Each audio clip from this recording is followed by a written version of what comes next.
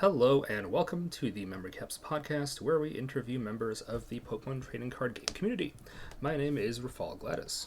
Each week, we'll be speaking with our guests about their background with Pokemon TCG, how they got involved with the game, and give them an opportunity to share their love of the game.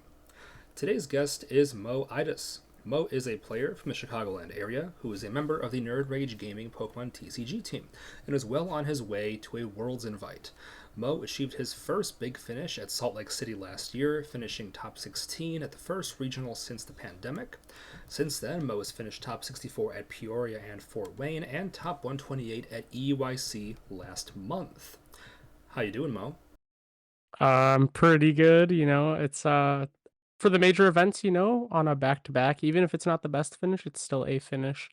So hopefully Milwaukee's gonna be the third in a row. Definitely, and we also both just managed to register for NAIC today, so we're both hopefully gonna have some pretty decent runs there. We'll see how it goes in a couple months, right? Yeah, dude, I'm really stoked about it. I'm 2 for 2 on getting my brother in as well as myself. 2 years in a row, so we're pretty hype on that. Nice. If any of our listeners are just hearing your voice for the first time or meeting you for the first time, is there anything else you'd like them to know about you beyond the introduction? I love playing Pokemon. It's, just a lot easier to play Pokemon and, sit down than to like run around and play sports. So, I congratulate anyone who's really good at playing sports, but I'll sit down and play some cards with people. Um, you know, I used to wear like a bright orange beanie at events, so it's a little harder to find me, but I'm usually just the guy like running around saying hi to everybody. Yeah, and you do have the NRG jersey now, so it's like a black and orange jersey. So yeah, there's a couple of you running around in those, right? Yeah, there's a little bit of a leak, but soon enough we'll have the NRG hoodies, the new ones, because the Yo. old ones were nice, but they're a little too tight on the body for me, and got some love weight going on, so they're good for anyone who's like really fit to wear, but hopefully the new ones don't stick as tight to the body. So For sure. Well, looking you forward to just get the those. whole team with some six packs. Yeah, for real. Most jacked Pokemon TCG team we've ever seen. Yeah, doing some P90X with Greg Smith. There we go, definitely. Um, so I'm just gonna kind of get started and ask you the question we ask all of our guests, which is, what is your favorite card of all time and why? So in the Chicagoland, like a lot of people for some reason just think like all I play is like stall or control or mill or whatever. And that's just because like I loved playing those decks when they were like just inherently broken and like no one really techs for them. To be fair, I will probably never play another control deck unless it's just like super easy on the brain. And it makes for an easier day at a regional. So for that reason, my favorite card ever is actually Rowlet and Alolan Executor.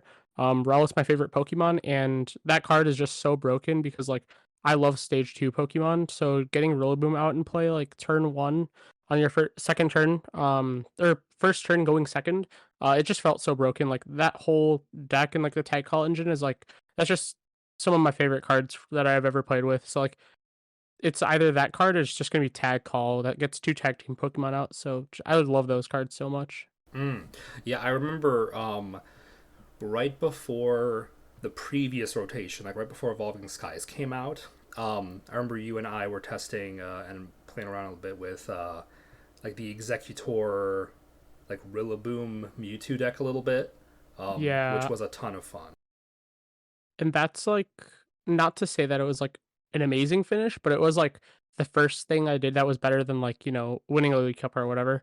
But I got top 16 in the Players Cup with it, or like for NA. And it was with Rowlet Executor. So I was just like super happy just to like play my favorite Pokemon in that deck and like do better than, average in it. And then I lost to Dan Hugar on the winning in for top 16 in the world. So it's like kind of sucks, but at least it's a teammate. So Yeah, I guess if there's anyone I who's love going to to see eliminate it. you, at least it's someone you know, right? Oh yeah, I messaged him like if you don't win the event, I'll be pissed off. Like, and he didn't, but I'm still super happy for him for making it that far. And like with that being said, like that's my favorite deck ever. Rowlet Executor. It doesn't have to be like a specific version. Like there's one that played like heavy, not Path to the Peak, but Power Plant. It's the card that blocked rule boxes at the time, and then it just played like Double V, which was like such a broken card. because it didn't get stopped by power plant, but you could still tank hits, so it had like an effective 240 HP, and then if you played Cape of Toughness with it or Big Charm, you just had more HP, and Yeah. like Oh, it was I just such a so I knew tank. we were missing something from that deck that I wasn't thinking about. It was Yeah, the that card Delmise, was the big so broken. anchor. Delmise VMAX. Oh no, well Delmise was later on, Yeah, but yeah, double yeah. Wolvie. I'm just thinking about Yeah, when I like played the deck with you.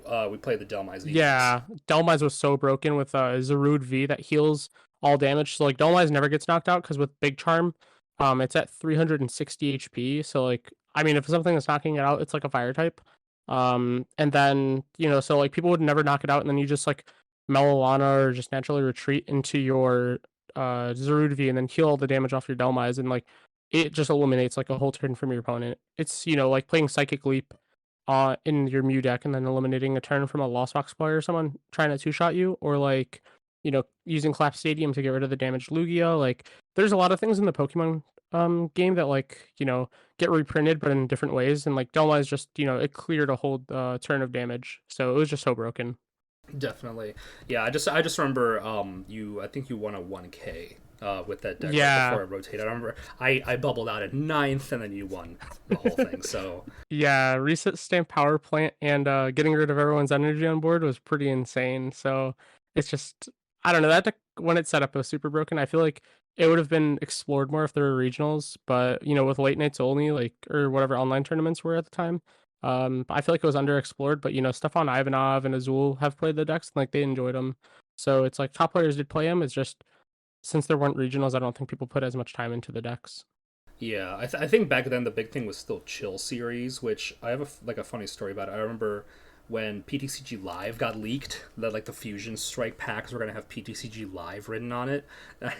I remember in like December of 2021, Chill TCG finished their tournament series, and they were like, in preparation of PTCG Live, we're going to stop running tournaments, and then the game wasn't out for another year. And Yeah, little did we know, and the yeah, game's not the best right now. Let's say yeah, that. yeah, If yeah, you try to yeah. queue into a game, you're waiting.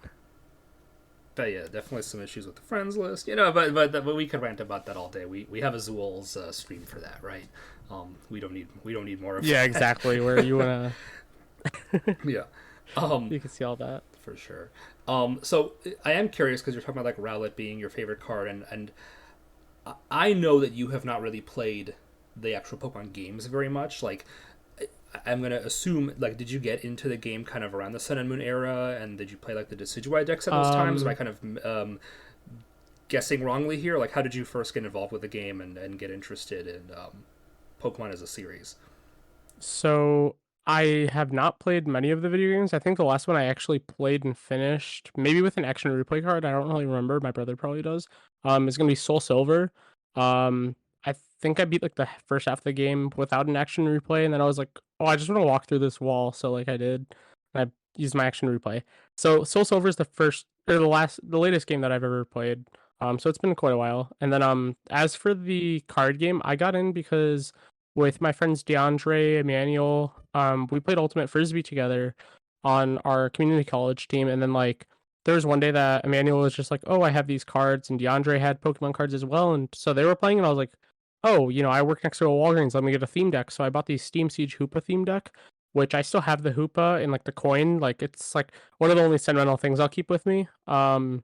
And I like bought that theme deck. It had the Hoopa that did like 20 damage to two things with Hyperspace Punch, and then its second attack did like 120. Um, and so I loved that deck. I modified it a little bit, added an Necrozma GX in there because I pulled it from a Burning Shadows ETB. That was like my first product that I opened in a while, or like since coming back to the game. Because like as a kid, everyone collects it. And like from there, like we just all started playing, and this was around the time of it was like post rotation Sun and Moon, so like VS Seeker wasn't in format anymore.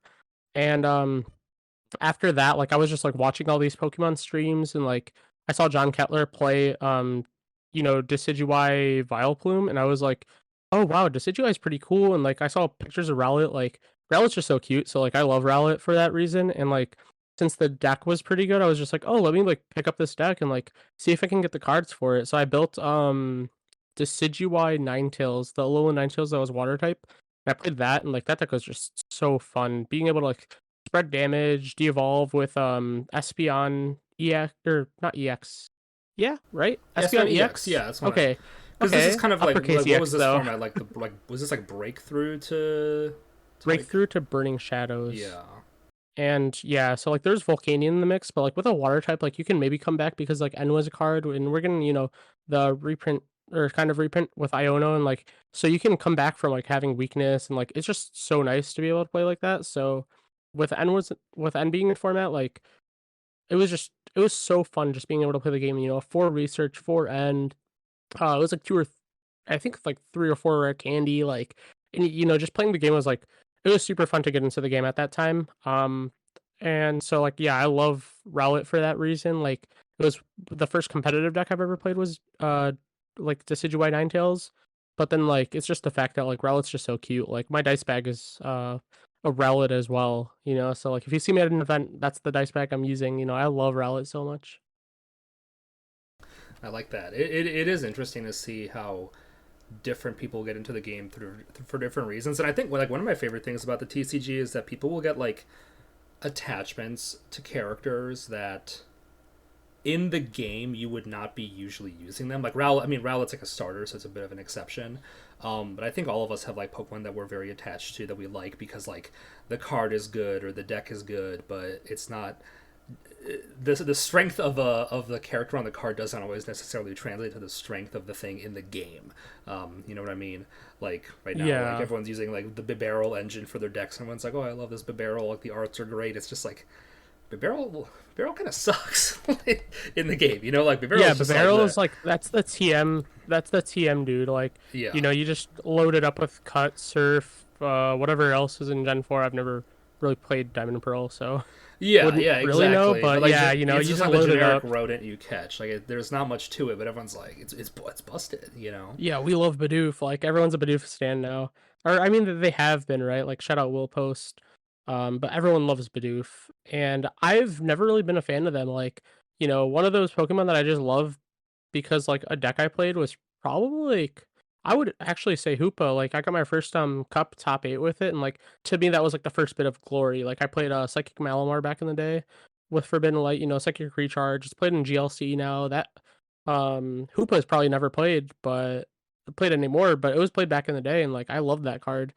So like I still have that one in my binder because like that got me my first cup top 8. Like I made top 4 losing to it was Greninja with Shadow Stitching, it was Greninja Zoroark. Um but like I got my first top 4 with that, and I was just like, oh, I love this card, but like beforehand I was like, I didn't even know Hoopa existed. Like there's so many Pokemon I don't know because I don't play video games. So if it's not a card, like I won't know that Pokemon. For sure. And like Hoopa also is kind of like an interesting example because it's like in the game, like I don't even know if you know this, but like in the games, Hoopa's like it's classified as like a mythical. Like it's not supposed to be very easily obtainable in the game, outside of like in-game events. Yeah, I. But then in the TCG, Hoopa's been like a big deal. There's been so many good Hoopas. Yeah, there's like the Hoopa EX that searches, it's like Adventure Discovery, but a basic, so it's like just super broken. And then like I don't think there's ever been a Hoopa like the baby one, or like the I don't know what it's called, let's just say like the tiny one that's been played. But there's like the Hoopa EX that just has that ability that's so broken. Searches 3 EX Pokemon. So it was an engine like back in the day.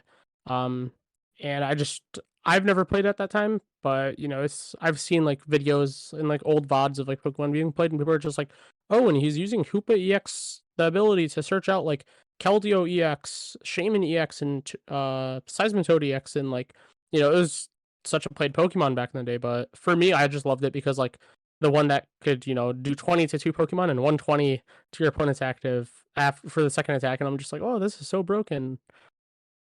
Wait, did you say there haven't been good baby Hoopas? I guess. Oh, dude, Assault Kit. You literally played it. You got top 16 with it. Hoopa? Assault No, Kit, no. yeah. I mean like the little Hoopa, like the the one that's not... because there's like 2 different forms of it. Yeah. Because you said baby, and I was like, and you said little. I'm like, do you mean like my bad. like a non-rule box? Like, there's been a bunch of good like busted. No, Hoopas. no, like the little one, like the... like literally like the little like the baby form of Hoopa. Yeah, I don't know what it's called. Yeah, I honestly have no idea. the Unbounded or no, the Unbound one is the big one. So Yeah, so like maybe it's like the yeah, bound one. I don't know. yeah, it's like I'm terrible with Pokemon. Like even like Marshadow, like when you said there hasn't been a good little one, I was like, oh, is that like Let Loose? And wait, that's Marshadow. Like I'm terrible with Pokemon. I thought Ducklet was the new starter from the new game Scarlet Violet, but it's not. That's Quacky or something like that. Um, Quaxley. okay, that yeah. I like I said, I don't know Pokemon. I barely know the attack names and stuff. I mean, Like at Ducklet Elite is Cup, just a duck, and so is Quaxley. So yeah, they're that like the one I can same thing. understand. That one I understand. They're like cousins, they're both Basically, from wherever they're from. Even a cup League Cup this weekend, I told my opponent, I was like, oh, I don't even know like abilities. Like I was playing Lugia and I've gotten 2-2s with it, and I'm like, oh yeah, the Archeops ability is and I looked at my Archeops and I'm reading it. And then like I'm like, oh yeah, Lugia's V Star ability is, it's just a V Star. You don't really have to like know the names. And I told him, I was like, well, if I'm going to Worlds, I'm not going to need to know the name of an ability or attack or whatever, because I'm going to point at my card and say like the first one or second one. And that's what I did at EUIC. Like I told every person, I was like, I'm sorry, I only speak English, so I don't really know, other languages. I apologize in advance. Everyone knew English, thankfully, that I versed. Because people in Europe know multiple languages, but us dirty Americans, we don't really know other languages. But yeah, like I just point at my cards and I don't really read them because like I know what it does or like the gist of every card, but I don't really care to memorize the names just because you can't say the wrong attack if you don't know either attack. So that's less gameplay I errors. guess you're right. You could just say the first one. I guess you make a good point there. Yeah. There are some that I just like. I do think that if like you ask me on the like, I think maybe while I play it I might know it, but if you ask me on the spot, I might not Yeah, I know know. Technoblast. That's Mew. Or that's the bench one, Yeah, Genesect. yeah, for sure. That's With Mew, Technoblast, you kind of yeah. gotta know. You kind of gotta know. Yeah. It So does I'll feel like say it's like like Genesect attack. yeah, I do think I know it as like a single move name, just called like Cross Fusion Technoblast. Like it's just like one smooth word for me, you know. I will say like not to brag. I got you were there at the cup this weekend. I got second place. And I played Congrats. Sablezard, and I just realized I don't know. I don't think I know Charizard's attack name. It's like Flare Blitz or something, maybe. Is it Combustion Blast. is Is it it? combustion? I don't know. I gotta look. Oh, this is the Pokemon quiz of the This week. is embarrassing. It is combustion It's blast. gotta be Okay, combo. okay, Oh, okay. let's go. All right, you got it. Did you know its ability is Yeah, called Excited Heart? I didn't know that. Yeah, now you do. It's the same as the Zapdos ability. That's what I say. Like, oh, I attack for less for Exactly. Drapion. Summoning Star is Lugia. Off the top of the dome, I know that one. That's true. I put When I Palkia. play Mew and I put like the Seal Stone, I just kind of like slap the Seal Stone. I just like V Star. Yeah, Star you couldn't tell me what Alchemy. you couldn't Star. ask me what that was. Okay, yeah, it's You know. it's a comp search, just like I feel like you don't have to really know these things, but I mean, if it comes up in like trivia night, sure. For But sure. I mean, I played Palkia for a while and I didn't know the attacks. I didn't know Palkia's attack, so I just like swing for knockout because it only has one attack. So like usually the cards that are vanilla and they have like one ability, one attack, I'm just like, I don't really need to know this thing because if I'm swinging with it, I'm not using like tackle on my Palkia V Star. I'm using the first attack. It is just like a tongue twister, so it's subspace swell. And so like it's just so hard to like say like subspace swell for 240 or whatever. So I'd just be like, okay, I'll swing for 240 or whatever. Or if someone has a V Pokemon inactive and both bench are full, I'm like, that's definitely knockout. No matter what ability you have. It could be the Duraludon or whatever. So I'm just like, oh yeah, swing for knockout. I'm a terrible player when it comes to knowing the names of things. So I know my supporters. I know the names of those, but past the attack names, I'm like terrible with. Um, yeah, I think just about every deck I've played, I did not know the attack name, so I would just point at the card and say like attack 1, 2, or 3. Which is maybe not the best thing to do, but haven't had any gameplay errors yet regarding those. I think we do need to just do some Pokemon trivia now. Now that you're just exposing yourself like this. Please don't. I mean, maybe down the line we'll do like donate $5 to a charity for each question I get right, and then like $1 for or like two for each one I get wrong, so we still donate. But I'll do my best to study up on it. For I'm sure. We'll do terrible at some it. Pokemon. We'll do some Pokemon Jeopardy. Um, we'll get that figured out. That might be a lot of fun sometime. Yeah. Um, Now, getting back into kind of your history as a player, from kind of like finding out about the game and just kind of playing theme decks and stuff like that, like what, like how were you able to grow as a player? Especially like now that I've kind of realized that like you really haven't played for you played for maybe 5 or 6 years now, 5 or 6 years Uh, now, right? yeah, my first actual event was so I started playing in October of 2017. That's when I bought like my first theme deck. That's when I learned how to play. My first event ever was New Year's Day 2018, and I played Wailord EX, so like a stall deck without beaches. And Tropical Beach is like a necessity in that deck, and my list was so terrible. I went 1, 2, 3 at my first League Cup. Um, Three and it was just ties. like well, one of them was the Wailord Mirror. One of Mm. them was Landers EX, like Buzzwole EX, fighting dudes. And then I don't know the other one, the other tie. It might have been Archistoys. It might have been Andy Weiss. No, I think he beat me. I don't know. To be honest, I don't really remember much. I just remember the mirror and like I could have won because I played a Shauna, but I also played one Lusamine, so I couldn't Lusamine for Lusamine and get the loop going. I only played one Shauna, and like one Gladian because like I thought like, oh, these cards are not that good. You can't get Lusamine off Lusamine. I didn't know about the loop. But yeah, played no beaches, so that was a little rough, but yeah, so that was my first League Cup, and then from there, like I went to other events. So like the first like 2 years I was playing, I was just like, oh, this is fun. Like I want to get like a League Cup top eight. I want to get a League Challenge win. Like I didn't get my first League Challenge win until 2019-2020 season. Before it got cut short by COVID. I got my first win with Relic Alone Executor. And that was an expanded. I played Relic Alone Executor with Vileplume, the Burning Shadows one, and the Item Lock one. But I also played the Vikavolt engine because Rillaboom wasn't out yet.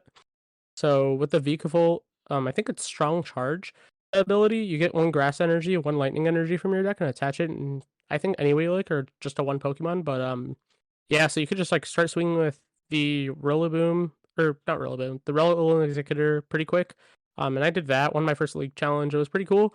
So like I was like, oh man, this is the year. Like I got my first dub. I've won like locals and stuff before that, but I was just like, this is the year that I'm gonna win CP events. I was humbled real quick, but so I didn't get my invite that year. Even after coming back from COVID, but like I did get like my first League Cup win. Um, and that was with like Nagquag. It's just like an energy accelerating deck that like plays a bunch of Pokemon that are cool attackers, and so I put a Wailord Magikarp tag team, which is like another Pokemon I like the Magikarp Wailord tag team. I just like Wailord. So I played that, got the GX attack off a lot. That's like Towering Splash, if you have I think like 8 energy attached to your Wailord Magikarp, you can do like 100 damage to each bench Pokemon. Like yeah, I was taking names that day. It was just so fun to just be like, okay, 100 on everything. And it was pretty good in a format that had like Malamar, the energy accelerating one that had 90 HP. And if they bench like two or three of them plus like their attackers, I'm like, okay, yeah, I'm knocking out your whole bench. There were a couple board wipes that day. And then from there, I just played a couple other events. I won the Collinsville like regional league cup, so then I won that with stall. So I mean, I played a couple stall decks in the past. Got second to a cup with Pidgey control, so like there were a couple like control stally decks, and so I could see why people assume I play those now, but like I probably won't ever play those.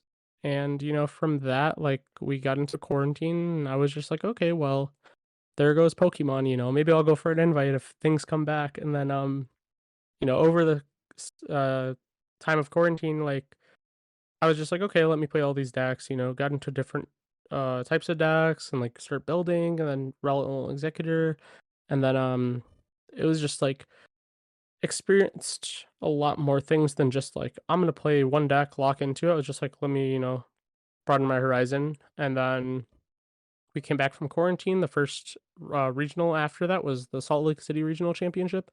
And then with that, I played it was like an Inteleon Galarian Moltres deck with like a bunch of dark attackers, and like you just get your resources back by using like Clara or like, Raihan to accelerate energy again. And you just build up these giant hands because you're playing the Inteleon engine to search out trainer cards. And I played that, and like that deck was just so much fun because like I knew it like the back of my hand. And I played countless games with that archetype. So like I probably played like over 1,000 games with it. Whether it was like the Wheezing version or like the just pure attackers. It is a super fun deck. So I really enjoyed that, and like I got top 16, and like I was just like, wow, like I can do this. I can get my invite, and I was calculating it out, and I was like, I just need to get like, top 16 at another event, and then get top 256, and then like top 64, and I'm just like thinking, I'm getting a little too ahead of myself because like it was the first event back, um, and I didn't day two again that year or that season, so I was humbled very quickly. So yeah, I'm pretty glad that it happened like that because like I wouldn't want to get too ahead of myself and then I got like, I would hate to just get like super cocky and then just to be like, oh wow, look, see, I got another top or something. And so no one's happy that they scrub out, but like I'm pretty happy that it happened because like now it's just like a humbling experience. And so I would say like this year is like the first one that I'm like going for the invite, planning it out, keeping a level head. And I'm only 120 points away, which is not amazing, but it's not terrible. So I just need like, top 64 or not top 64, top 256 at like two regionals and top 512 at NAIC, which is incredibly doable. I have 3 day twos this year, so hopefully get another one, go a little deeper in the tournament. Um, I have 2 regionals and an IC to do it, so I think it's, very, very doable. Yeah, I mean, So you could just gotta also keep a like level head and test a lot. you could like top eight a cup and then just like get day two at NAIC, which like isn't necessarily easy, but like it's realistic, Like I think that's like very much possible, right? Yeah, it's definitely very, very doable. I think like as long as you just test a lot and play a deck that's gonna allow you to play most of your games, you should be fine. Like the last couple of events I've just been playing like cookie cutter decks outside of the ones that I did bad at. The ones I did bad at, I played like tech teched out decks, but the ones I did good at, I got um top 64 at Peoria with like a pretty cookie cutter Palkia Inteleon list. I got top 64 at Fort Wayne, but we put a Ditto VMAX that was like the spicy include, but it was outside of that it was a pretty consistent deck. We played a Burnett, we played, just our four ofs. And then at EUIC I played just like a really, really basic Lugia deck. So like I just wanted to always be able to play my games. Yeah, I think that's kind of a thing I wanted to go into a little bit, like your choices behind your decks, because you mentioned the thing about you being sort of perceived as like a control-y, stally player a few years back. When I first met you, I was getting back into the game around 2019. So you saying that like you really hadn't had any real, even like big local finishes until that point. Like it's interesting for me because I think I got in right as you were getting those finishes. So I was just under the impression of like, oh, this guy's just like is good. He's like been this good, not that he's Yeah, like joke's on become you. this good, So I just like had this kind of, I think I just kind of had this impression, and yeah, like I mostly just saw you play like the Pidgeotto control decks. I was just like, the impression I had, I was like, oh, this is like the kind of this guy likes making other players' lives difficult. Like this guy plays like very difficult decks, because that deck required like, especially in 30-minute rounds, required like some level of speed even after you were able to start milling with Belba like the next set after that deck came, like kind of got put together. So I definitely kind of had that kind of association with you, and then I know you sort of really heavily stuck with like the Inteleon kind of counter box single prizer deck for like the better part of last year. So I guess I am wondering like what eventually kind of changed your mentality behind your deck choices. Like, what makes you choose the decks you play, and what helped you kind of switch off from being like a guy who like has like that one deck he plays that he sticks with that sometimes is Like the one trick, overly yeah. difficult, to just kind of playing like you said. Like I mean just looking at your EUIC list, yeah, like it's basically like the most standard Lugia list you could think of, and it worked, right? Like what changed in your mentality of choosing your deck and the way you play? So back then when I was playing like control decks, it all started with like certain stall decks, like the Hoopa Regigigas decks. Like they were just so broken for people that were not prepared. And I was a super big fan of playing decks where like you punished your opponent for not being prepared. But now how it is like, okay, well, you're not gonna verse Azul, you're not gonna verse, the top players, they're not gonna be prepared because the good thing about certain players is that they can come up with a game plan on the fly, and that only makes it worse for you. So I was like, okay, well, I need to give myself another like edge. Maybe I should just play the best deck because it's the best deck for a reason. So I stopped playing these control decks, but like with that was with like the stall deck. I was just like, okay, I need to play something else. And then like I tried other things, I tried like the Malamar spread deck that was like probably tier 1 at the time. I tried like Pikarom, I tried whatever it was just because I was like, I need to start playing the best decks. And then Pidgey came out and I was like, oh, this deck's really cool, but I'll wait until next set with Bellabub Racing Man so you can speed up your win condition in best of one. And then once that came out, I was just like, oh, this is like butter in my hands, like this deck's so good. And I just played an insane amount of it. I played it at every locals, every league cup, every league challenge.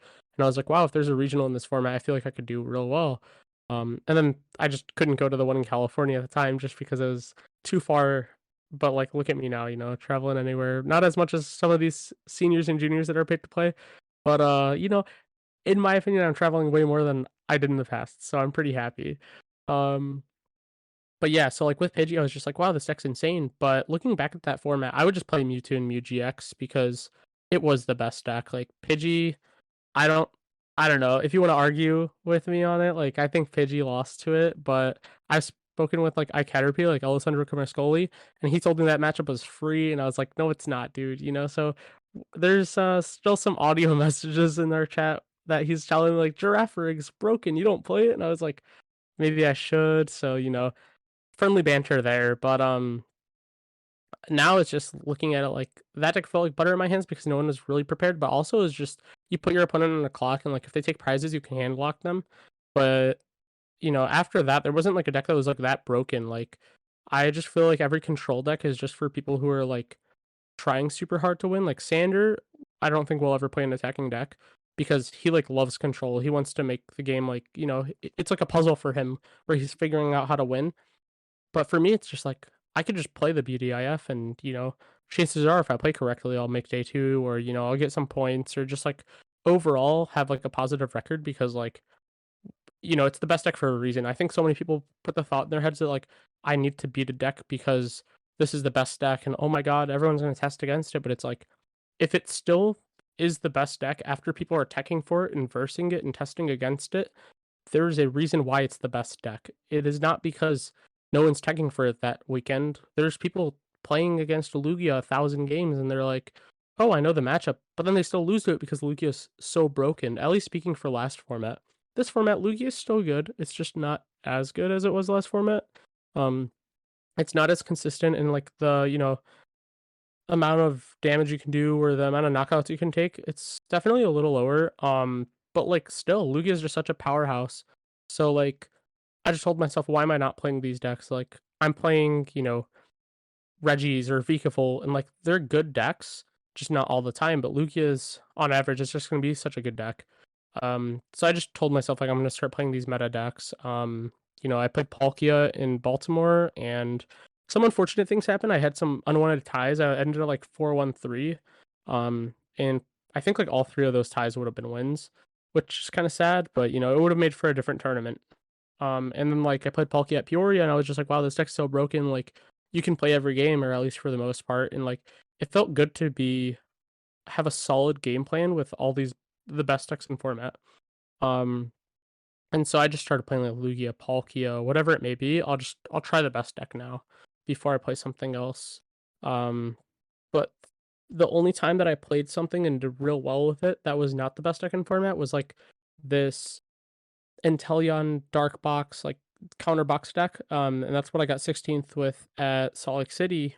And that's just because I played so many games with that deck and I feel like it wasn't respected enough going into that tournament where like at Salt Lake no one played Dunsparce in their Arceus deck. So like the Galarian Zapdos I had took knockouts. It also worked in like the single strike matchup because like Zapdos knocked out a Gengar VMAX, or did a lot of damage to an Umbreon VMAX, Urshi V or VMAX. So like you're just doing a ton of damage with this card, and like I felt like I utilized everything correctly, and that's why I did so well. But I mean, from here on out, I'm probably just gonna play like the best deck in format or the most consistent deck just to guarantee some points for like a day two, because like I'm going for my invite, trying to get to Japan, because like I don't want to just play some random deck, not get any points, and be like, wow, I should have just played Lugia. For sure, yeah. Like the worst thing is to like play a deck and then just like regret your decision, right? Like, and obviously that's going to happen Yeah. inevitably to all of us, but you'd rather have that happen less often than you need to, right?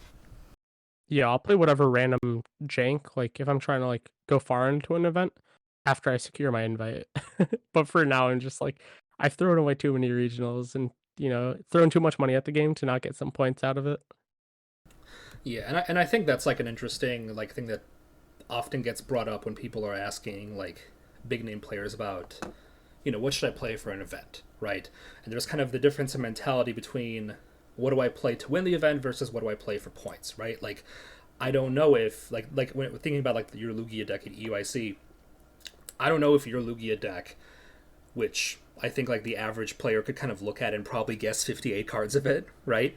Can necessarily win the tournament. Because when we look at the Lugia list that did well, we had like the ones with like 2/2 Duraludon, right? Making top 8, right? But on the other hand, like the fact that your deck is reliable and it just kind of does its job maximizes your odds for getting those points, right? Like the odds that you hit, kind of to kind of keep the Lugia trend going. You were talking about how there was a point last format where you played like Reggie's, where you played Vikavolt at one regional, right? And like, Two. Yeah. I So did it like, to and myself. like the odds that you play Vikavolt, which like can win you the tournament if you hit the right matchups, but then lose you the tournament if you hit like a couple like Gudras, right? Um, Yeah, I hit 3 Arceus decks at Arlington, and those were just like auto losses at the time. yeah.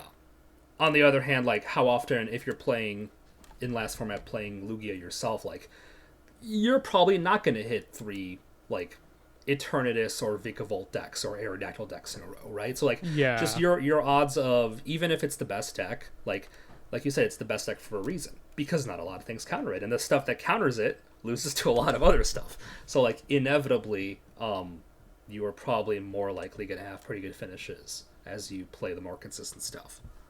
exactly. Yeah. And this is something that came up. Like I got coaching from Henry Brand because I told myself like I might not need coaching for like gameplay, but I need it for like, the mental or getting myself ready for a regional. And so I messaged Henry on Twitter.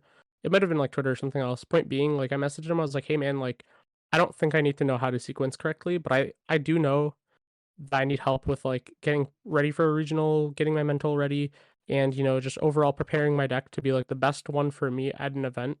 And he was just such a big help. He gave me notes on, back in the day it was like with Palkia V Star and Teleon. He gave me notes on like the Reggie matchup or other certain things that he found in his testing. And I'm like, if this is a guy who's getting paid to play Pokemon from other people, like he's gonna, he's not gonna BS you and tell you like, I mean, it depends on the board state, because a lot of people will say that, but he gave me his notes and said, like, just in case, because, like, yes, a lot of things depend on the board state, but, he was just such a huge help with, like, multiple matchups, asking me what I'm not confident in, helping me get my 60 cards together, and, like, I think we played the same 60 or 59 at Peoria, and this was after we Yeah, both yeah. got help from him. Yeah, so, like, that deck felt really insane. I know you hit some, bad sides of variance, but, like, it was just like with his help, like we both felt pretty confident going into it, and like, he definitely like, helped so much, and that's how I got like, with some local people too, like, Dana Barrow is like such a big help. He's one of my testing partners, but like, I was just like, okay, I need to have some like eyes or like a new set of eyes, message Henry, and like that was such a huge help. It was really worth it getting some coaching from him. Like going forward, you know, I don't know if I necessarily would need the coaching. Everyone can use it and it's helpful to everyone, but it's just a matter of like at the time when I needed it, I used it and I was just like, it's something I will never regret. Like it's only ever helped me, which is really good.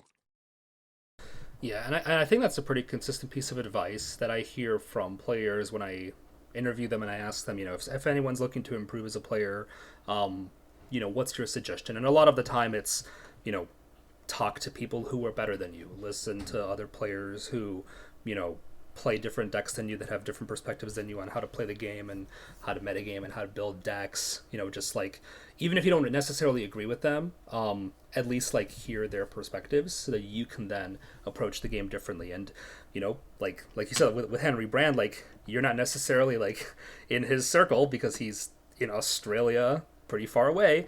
But sometimes that, like, whatever amount of money it is for that like hour of coaching, just to like be able to like hear about the game the way he does for an hour can be very valuable. Like that is information sometimes worth paying for.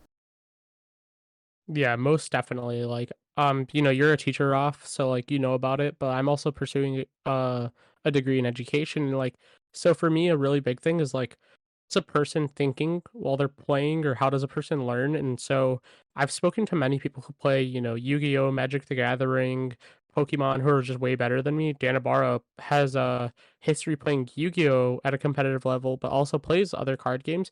And that's because he's just like he has a nice skill set when it comes to like actually exercising himself like mentally for like okay I'm going to a tournament, this is what I'm playing, this is what I can do in my game with this hand.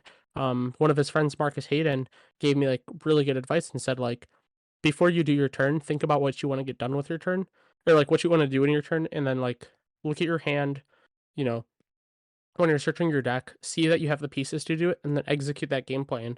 You don't need to play a supporter if all you wanted to do this turn was attach, pass. Like, because, okay, what if your opponent disrupts your hand and you have one less supporter because you played cards that you didn't need to play? This is not every single turn that it's that clear cut, but like, that advice from Marcus really helped, as well as like, Dan constantly gives me advice with the game, because he has years and years and years on me. Um, so it's just like speaking to people who know the game better, at least know like certain games better. Like, if you're talking about resource management, you don't just have to talk to a Pokemon player. You can talk to someone who plays any other card game because card games do have resource management, depending on the thing. Not every card game is going to be, draw, play Sycamore, draw seven. It's going to be, okay, how do I conserve mana or energy? And then in order to achieve this goal. So like it's really huge to just get like game knowledge from anyone, honestly, as long as they're like they know what they're talking about. You don't want to talk to a toddler who just started playing the game and say like, okay, how do I build my board to be like super strong and like my opponent can't break through and like knock out my active or whatever. You're going to talk to someone who has like experience playing games. You can learn from anyone. It's just a matter of like if they do have the experience with it and like test it out. It doesn't just have to be a Pokemon player. Like I've learned from countless different players and I've tried to play other games to better my card game knowledge. Definitely, and I think that piece of advice you gave is like, I think, incredibly valuable, especially like in the state of the game right now, where like, I mean, it's a little bit slower since rotation, but the game does move incredibly quickly, and we do have a lot of decks right now where, um, I think more than previously, where resource management is very important, right? Like, and especially like with cards like Iono coming out, where certain cards will go to the bottom of your deck. Thing like you're gonna have to thin your deck a little bit differently, like thinking about how that's gonna affect you in the long term. We have decks like Gardevoir, where you know, I like as someone who, my first few games with Gardevoir, there were instances where I would like nearly deck myself out, or I would just burn all of my energy, like discard every energy I found, and then Yeah. it's like, well, now I can really just easily get bossed up and lose the game, right? Like those are like mistakes you make early because you're just like, you know, oh well, it's like the, well, we don't have PTCG O anymore, but like it's like the PTCGO, like the glowing card syndrome, right? Where it's just like, well, Yeah. I haven't used refinement this turn, so like, why not? I Or haven't like, played research this turn. I have 4 cards in deck. yeah, Ooh, but it's exactly, glowing. for sure. And then like as like a Mew player, like I think like a big skill to learn is like, well, do I just keep genesecting? Like obviously I could like ultra ball these two tablets or like a Cramorant, like just to keep drawing, but like if I'm set for next turn, I'm set for next turn, right? Like that's a Yeah. like, and then obviously the I think the biggest example right now of that obviously is like playing Lost Box. Like especially like early on in the game, it's like, well, is my goal this turn to get to 4 and hit with Cramorant, or is my goal this turn to get to like 6 or 7 so I can Sableye next turn? Because sometimes you get to that 6 or 7, and then you realize that you've got a little bit too hard with the switch cards, and now you can't Cramorant anymore, right? Because you just got a Yeah, little bit ahead of exactly. You yourself. banished a Cramorant and a Clara, like, oh, my opponent knocked out my Cramorant. Well, I don't have another one. Sableye it is, but it's not the time to Sableye. Like, you're getting too ahead of yourself for sure. Like, if you have Comfy active, chances are you're using it, but you don't have to switch into the other one.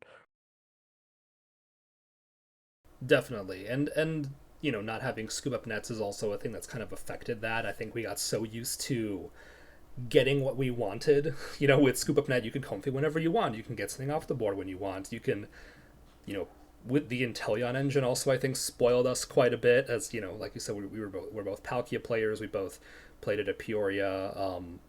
I think as players we got very spoiled to getting what we wanted. And now we're at a point where you can't always get to what you want. You kind of got to draw into it with certain decks, and there are consequences for trying a little bit too hard to draw into it, and you have to learn to be able to play around what's happening in the game. Yeah, it makes it so that like you have to be a little more skillful with your decisions, but at the same time, resource management's pretty big. Like I've been playing a ton of Guardy. Like that's the only deck that I've been playing and testing. Just like someone wants to play Guardy, okay, play me in the Guardy mirror. If they want to play Lugia, sure, I'll play Guardy against you. Like it's just such a fun deck to me. But like also, I feel like I've been getting pretty good with resource management for that deck. So like I won't deck myself out anymore. I will always keep one energy in case I have Greninja on bench or Manaphy on bench. But additionally, like knowing that I have access to one more Gust or I have access to Palpad, like it's really just helped me out because like for Lost Zone, my big thing is like once I banish a card or like Lost Zone it, like it's gone forever. And I'm like, I don't know if I could do that with myself because I'll kick myself and be like, why did I get rid of this one energy turn one when I have five of it? Oh, well, what do you know? I prized one. I had one in hand already. I discarded it with Greninja or whatever it may be. So I don't know if I'm ready for Lost Zone. It's just one of those decks that I've never really enjoyed playing. But like for Guardy though, I love that deck so much. It's super fun. Probably playing it at my league challenge tomorrow. Good luck at the league challenge, by the way. Yeah, let's hope I get You this hopefully 15 get those CP. points. Exactly, exactly. Go get that 4-0 going, right? That's one less top 256 I need at a regional if I get it. So yeah. There you go. There you go. While we're kind of on the topic of some of your recent tournament runs and the decisions you're making, and then also talking a little bit about where the game is going in terms of the complexity of the game, the way we have to play certain decks. Does it give you kind of memories of any particular season you've played in the past, or any deck you've played in the past? Like, do you have any lessons from previous seasons as a slightly not older player than me as a but someone who's played a little bit longer than me, A little more experienced, yeah, yeah. a more experienced player than me, kind of lessons from a few years back, that you kind of see being relevant again in terms of decks you've played, formats you've played, events you've gone to, anything kind of coming to mind this last I season? Yeah, so I would say the most memorable tournament, it's tied between like Salt Lake City, the first one after COVID, and then like Peoria this season. The reason why Salt Lake is so memorable is just because like this was my first time flying alone. Like the only time I've ever flown or traveled was like with my family. And so it was my first time going anywhere outside of like, Chicagoland area alone. And so I flew to Salt Lake City and like it was just gorgeous over there and it was super nice. I did some sightseeing with my friend Adrian, my teammate Dan Hugar, as well as Eli Greenfeld. And so like we were just around there and it was so gorgeous there, like seeing the mountains and everything. So it was nice it was a reminder to like, I am playing this card game, but I'm also just like I'm traveling around to play it. So I get to see everything else. And that was it. Like, getting top 16, like I'm really happy for the placement that I got, but the best part of the weekend was just like walking around and seeing everything, like seeing people that I met for the first time. Um, because like, it was my first time meeting like a lot of players from the West Coast. Or like seeing people that I haven't seen in years because like it was a little more emotional for that reason. And I will always remember it for that. And then, like, I will say probably my favorite tournament that I've ever played. I don't know, there's so many, like, it was amazing being in London, but, like, tournament-wise, it was my favorite one would probably be the Peoria Regional Championship. I didn't do too hot, just top 64, but, like, the best part about that was that, like, I was there with my brother, and he also got his first day 2 that he so, like, he only has 1 day 2, and it's at Peoria, and so, like, it just meant so much that, like, my brother who is so busy with pharmacy school and like, he barely plays the game, like he got a day 2 in this game and I was just like I was there to experience that with him because like he wasn't there for my first day 2 being the top 16, but like I was there for his and like even though he's older than me, but he's just busy so he doesn't have time to play the game. Like seeing him get day 2 was just it was so awesome. Like, I just like he ID'd his way into day 2 and I was like on the winning end, so like, I was so happy for him because he got paired against a local, Fred Singer, on the last round, they ID'd. And so I was like, "Oh, that's awesome, you're in day 2. I gotta win my winning end," because I tied round 7, so I was 4-2-1 at that point, and then, like, round 8, I hit the Palkia mirror, I'm Oh, playing 4 VIP, five he's two one, playing I think you mean. no, I was 4-2-1 round 7 after I tied. Because, round 8, I Oh yeah, hit the because it was Palkia 9 rounds. mirror. Yeah, yeah. I'm sorry. I'm sorry. Yeah, Yeah. I hit it was not as easy for me. So I hit the Palkia mirror and I played 4 VIP. He played 1, and so, like, I got a really hot start game 1 because I just saw my basics and, like, he was bricking a little bit. And, like, game 2, he finds his 1 VIP when he starts, and then I'm bricking, so then, like, I scoop up, go to game 3, and then I open 3 VIP, and I was just like, "This is insane," but, like, this isn't the end of it, This is round 8, not round 9. Um, and so I'm playing it out and I'm just like, "Oh my god," like, I got there, like, you know, 5-2-1, let's go, this is awesome. And then round 9, I get paired up against Palkia Kyurem, which, like, not to say that it was an auto win, but it was a very favorable matchup for Palkia just because they always have 2 prizers in play, and you can kind of play around the Kyurem or, like, damage it a little bit and then clean it up later. So I was so happy, once I won that, it was just such a special experience for me because, like, my brother and I got, day 2 together, and, hopefully that happens in Milwaukee as well as NEISC, because he's also registered for those, but, like, it was just such a special regional for that reason. My teammate Eli also got his first day 2 that event, so like, overall, that weekend was just full of emotions, and I was just super happy. And, like, every single event that someone gets day 2 for the first time, it's, like it's always nice to congratulate someone and say, like, "Welcome to the club." I'm no one who has, like I'm not someone who has a million day 2s, but I still think it's so special to experience someone's first day 2 with them. Knoxville Regional, my friend or both of our friends, Paul Giza, he got his first day 2. So, it's just another Chicagoland, player who got their day 2, and, like, at the end of the day, like, that's what the game's about to me, like, just experiencing things with people instead of, like, saying, like, "Oh, I didn't do too hot," but, like, if I see someone else that's happy, like, it makes the regional a lot better. Definitely. And I think the thing I'm noticing here with what you're saying is like the big thing that you seem to be focusing on when we're talking about like the tournaments that you like are reflecting on the most at the now that we're kind of reaching like the peak of this season, is not necessarily like your biggest finishes, but like the best memories, right? Like Pokemon isn't just about like playing this card game that we all enjoy so much, but about like the friendships we make, the connections we make, the The community friends that we're all along the part of. way. Yeah, yeah. Not to be too cheesy, right? Yeah. But I just like noticed that like trend, like at no point where you just like, oh, like because I had this like big win or like it was my best finish ever. It was like a lot of it was you talking about the time you're able to spend with people, and the Yeah, experiences the that you're able to shared share with joy with them. others, like, as cliché as it is, like, the best part about a tournament is seeing the friends, like, unless I win worlds, like, I'm sorry, but I would be like, "Okay, you guys can, move to the side, like, let me take a picture with the trophy." Um, but, like, realistically, it's just, like, I travel to these events with people, and I feel like it happens as I travel more for the game because, like, if I'm just going to, like, a League Cup alone and I'm driving myself, like, I wouldn't really care what happens that day as long as I do well and get some CP. But if I'm traveling with my friends and we're there all day and, like, you know, "Oh, this person gets their first top 8 at a League Cup," like, it means so much more to me because I was there to experience someone's first top 8 or, seeing them hit the goals that they never hit before. I've asked my local chat like for TGS Tinley Park, like I've asked them like, hey, what are you guys' goals with the game? Because like if I can help you guys get there, I want to help you guys get there. Dan Ibarra and I, Colin Murley Matthews. So like we always try to help the TGS squad because like that's all of our local game stores. Like we're over there, we're all sponsored by different shops. Dan's sponsored by TGS, Colin's sponsored by Top Cut, I'm sponsored by NRG. But like we're all going to TGS because it's like the closest one to us. And like anyone over there is like, they all hold a special place in my heart because like I want to see everyone do well. Not a lot of them have gotten a day two yet, but it's like, there's still 2 tournaments left in the year that they can go to. Milwaukee and NAIC, there's multiple tournaments next year.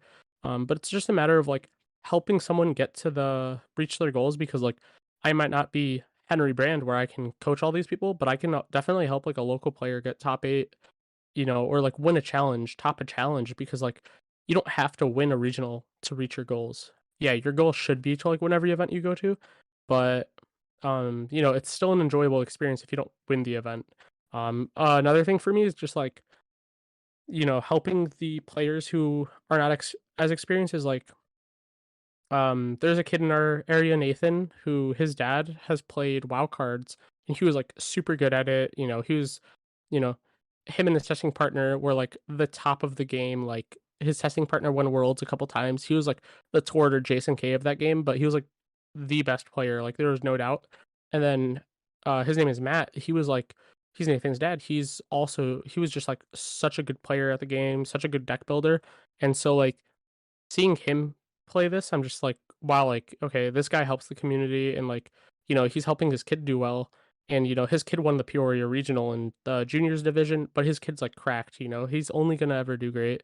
Hopefully he just like continues playing this game and being a part of the community, but like Matt's also one of those guys who like, oh, you need this Irida foil that's like a couple bucks. Okay, he'll just give it to you. And it's not to say like he'll just throw money away, but it's a matter of like he'll just tell people like, okay, but if someone needs a card and you have an extra of it, give it to them. Pay it forward. He's super big on that, and he's like just such a good person for the community. And like I've traveled with him to a couple events, and it's like we always just try to do our part in the community and like help others that need it because like I might not be able to fly everyone out to a regional, but I would be able to like give someone some advice on a deck that I've been playing, or help them if they need to know the Lugia Mew matchup or whatever it may be. So like if I can do my part to help others, I'm like, oh yeah, I'll most definitely do that.